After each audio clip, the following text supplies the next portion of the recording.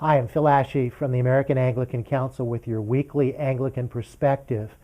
This week, the Barna Group came out with a report on what churches can do to contribute to their communities. And the largest segment of people in the report said that the most effective thing a church can do to contribute to the local community is to help the poor.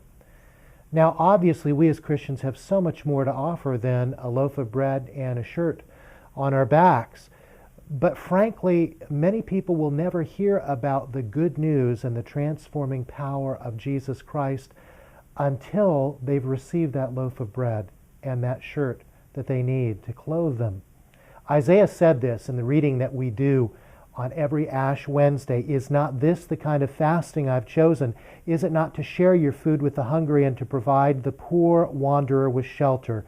When you see the naked, to clothe him, and not to turn away from your own flesh and blood.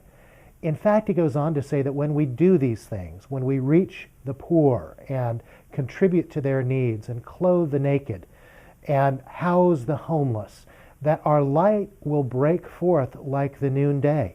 In other words, there'll be opportunities to share the good news, to share about how Jesus' love can change our lives. Isaiah goes on and says, when we do this, our people will be called a well-watered garden, a spring whose waters never fail, a people who will rebuild the ancient ruins and will raise up the age-old foundations, will be called repairer of broken walls, restorer of streets with dwellings, transforming communities with the good news of Jesus Christ, with our hands, with our hearts, and with our lips.